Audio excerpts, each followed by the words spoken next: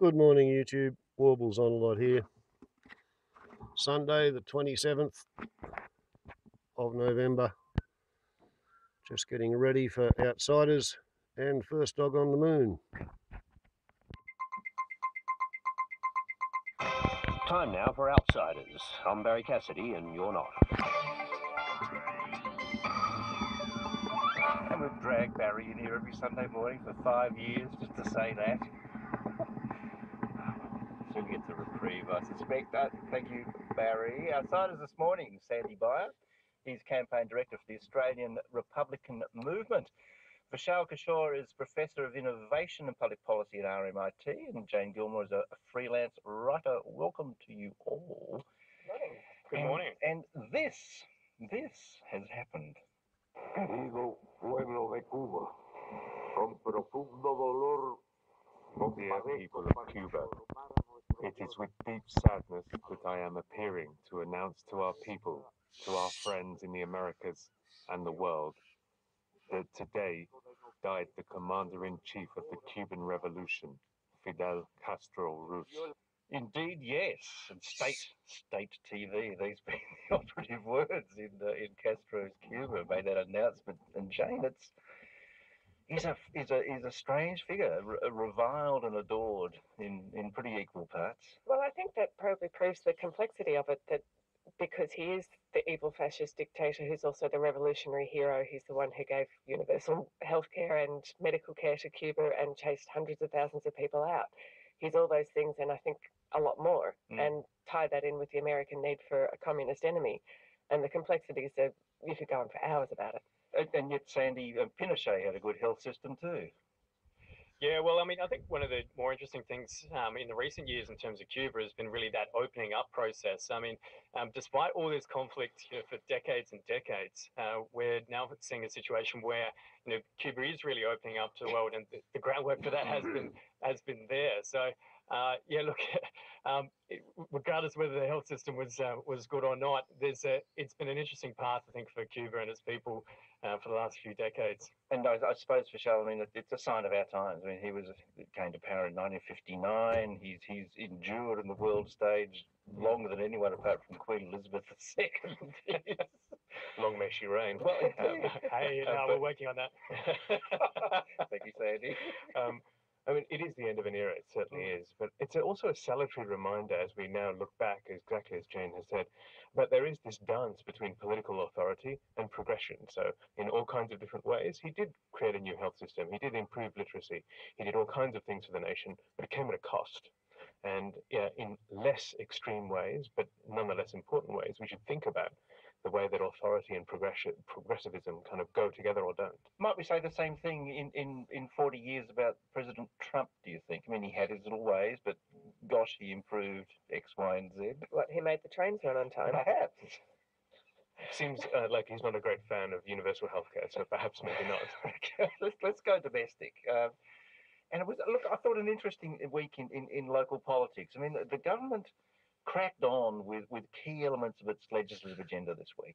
We had superannuation changes put through the parliament. We had the registered organisations legislation get through. But all of that sort of, well, went ignored because the immigration minister went on and had a little chat with his friend Andrew Bolt. If there is a particular problem that people can point to within a certain community, and if we're talking about a significant number of people within that community who are doing the wrong thing, then clearly mistakes have been made in the past. And the reality is that Malcolm Fraser did make mistakes in bringing some people in the 1970s, and we're seeing that today. And we need to be honest in having that discussion. Now, who was Peter Dutton talking about? Which group was a mistake? Who shouldn't have come here? Well, he was asked to explain that in the parliament. Out of the last 33 people who have been charged with terrorist-related offences... It's 2016 now, and... ...are from second and third generation Lebanese Muslim background. Now, I'm not going to allow people who are hard-working, who have done the right thing by this country, who have contributed, who have worked hard, who have educated their children. I'm not going to allow those people to be defined by those people who are doing the wrong thing and have been charged with terrorist offences or have been involved in crime otherwise. And there was a bit of kerfuffle in the community, not just in the parliament. And the Prime Minister was out there throughout much of the week trying to, support his minister and talk around these ideas. Peter Dutton was in an interview, and it was put to him that the Fraser, it's called the Lebanese concession, where a large number of normal immigration rules and restrictions and qualifications about skills and so forth were waived in the 70s. It was over 40 years ago.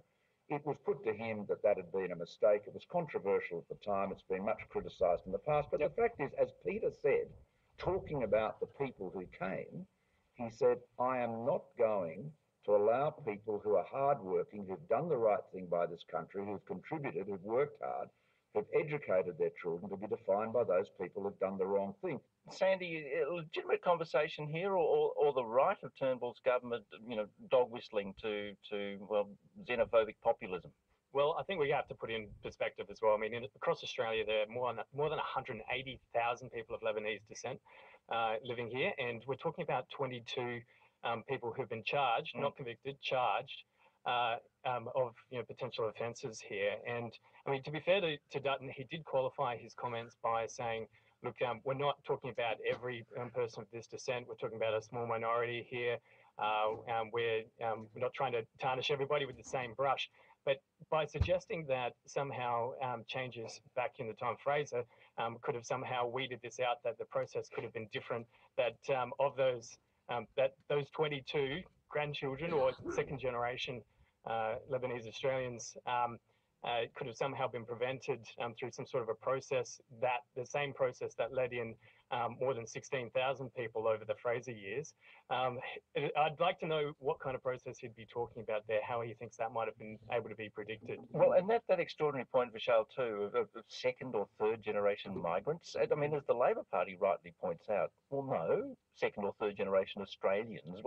Why were people defined by remote heritage? I mean, that's exactly right. But Jonathan, as you mentioned before we came on air, there's just something about the way this has spiraled out of control over the course of the week, how it's been splashed across the papers. So on the one hand, you want to, the government's talking about having a factual conversation.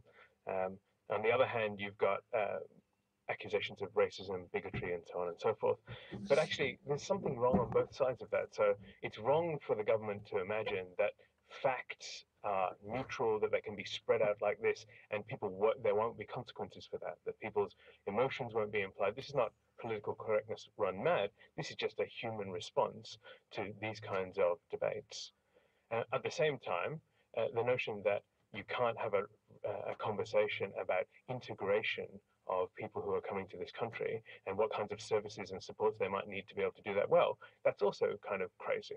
There's two views, I think, here, Jane, in this government about what might work with people, legislative agenda or this kind of Trumpish populism. I don't know that there is two views about that. From what I've seen of the government, there seems to be one view that the Trumpish populism is something they need to do. Is that the view of the Prime Minister? Who knows what the views of the Prime Minister are? He never tells us. I think as far as the Dutton thing goes, I think it's ridiculous to say that it wasn't deliberate or that it was a gaffe or that it was something that people were only going to take the facts on. We absolutely knew what he was talking about.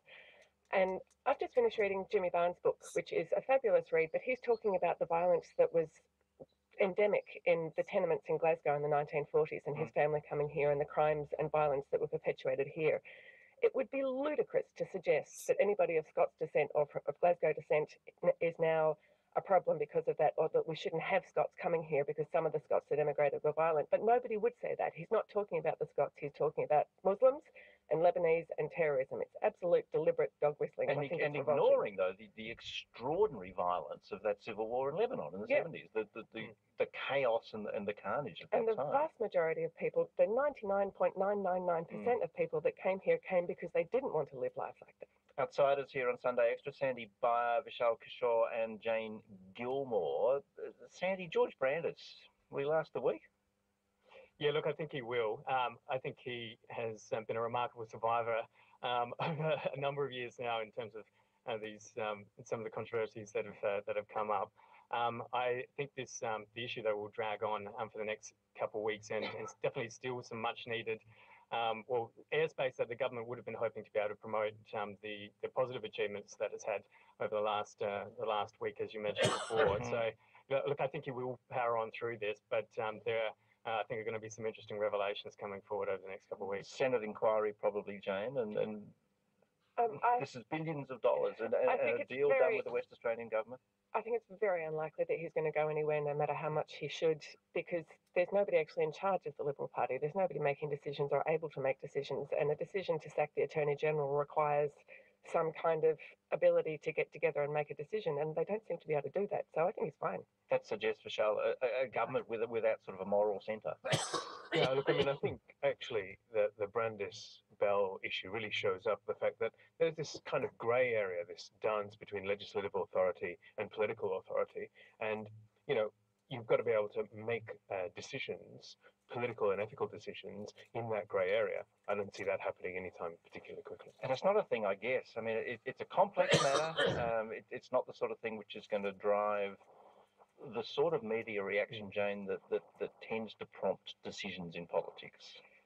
Well, it's like what you were saying before about the registered organisations, and why isn't the government able to get any interest on that? Because people are not interested in it. Most of us barely understand what the legislation is or what it's meant to do. What do they want? What do people want right now? I think it's a collective fear of change. The world has changed rapidly. We're going to lose something like 5 to 10 million jobs in Australia over the next 5 years.